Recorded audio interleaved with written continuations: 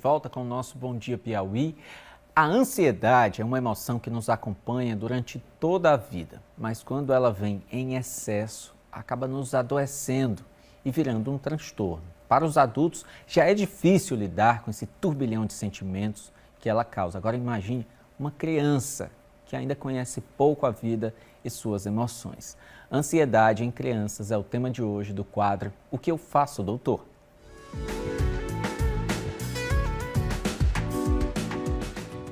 O médico psiquiatra Vicente Gomes já está aqui conosco para dar orientações relacionadas a isso.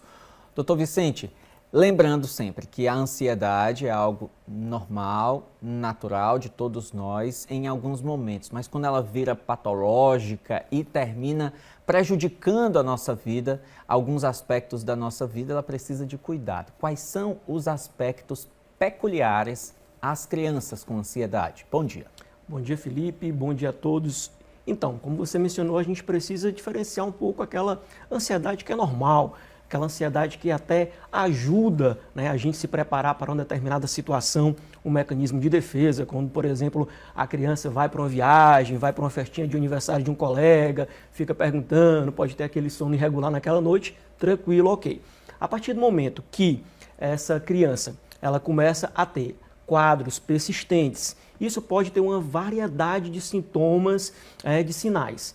Isso pode vir até alguns sintomas físicos, dor de barriga, dor de cabeça, algum enjoo, uma irritabilidade, uma alteração no padrão do sono, criança que às vezes faz xixi na cama, que a gente chama de enurese noturna, tá? Às vezes aquela preocupação excessiva, coisa que foge do padrão da realidade do dia a dia da criança, como por exemplo, preocupar com o emprego do pai, com o emprego da mãe, compromete o dia a dia, compromete a escola, compromete o rendimento. Às vezes aquela criança tem uma prova lá na escola e ela acaba não indo porque tem uma forte dor de barriga, tem um desconforto, tem um enjoo. Ou seja, é algo que realmente prejudica o dia a dia da criança, prejudica a interação social, prejudica compromissos e traz realmente sofrimento.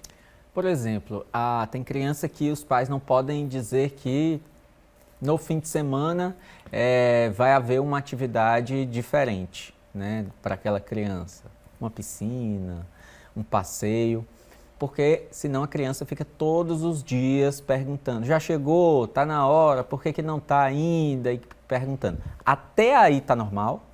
Isso, Felipe, essa pergunta, esse questionamento, que não causa um impacto maior no dia a dia, isso a gente considera normal. O importante é a família ali conversar, explicar direitinho sobre aquela situação. O que tem acontecido, Felipe, que a gente tem observado no dia a dia, é exatamente o que às vezes as pessoas, às vezes a família, quer ali algo, mostrar que a criança tem algo para poder resolver aquela situação. De repente, ali cria uma situação de uma ansiedade. Às vezes a criança é até medicada por uma coisa que não precisava, não tinha necessidade. Tá? Então tem que ter muito cuidado com essa questão dos sintomas. Nem tudo é algo que é patológico, a gente precisa ter um cuidado, Isso vale para a regra geral. Não é porque a pessoa chora que está depressiva, não é porque a pessoa muda de humor que é bipolar, não é porque a pessoa tem um comprometimento ali da atenção, que já tem um déficit de atenção, tá? Então tem que ter muito cuidado, da mesma forma com a criança também. Inclusive, às vezes, essa própria falta de atenção, esse prejuízo na escola, às vezes pode ser do processo ansioso e de repente a gente observa crianças sendo medicadas, tá? E às vezes até pioram o sintoma da ansiedade, quando na realidade precisaria o quê? Um ajuste, ver como é que está ali o ambiente familiar, ver como é que está realmente na escola, às vezes uma mudança no padrão ali familiar no lar daquela criança já consegue trazer modificações positivas. Agora, diante de uma dúvida de um pai ou de uma mãe, de um responsável por criança, se aquela ansiedade passou do limite, ela deve procurar aqui um pediatra, um psicólogo, um psiquiatra, um psicopedagogo. O que é que o pai deve fazer? Quando há sintomas físicos, como eu mencionei, dor de barriga, dor de cabeça, enjoo, vômitos, importante é o quê? Procurar um pediatra para que afaste a organicidade, qualquer comprometimento clínico que realmente possa estar trazendo aquele quadro para aquela criança. Porque de repente pode ser alguma coisa. Quando é afastado todas as possibilidades clínicas, aí sim pode procurar ajuda de um profissional de saúde mental, que pode ser um psiquiatra que tem uma experiência no assunto, um psiquiatra da infância, da adolescência, pode ser um psicólogo, para conduzir aquela situação da melhor forma possível.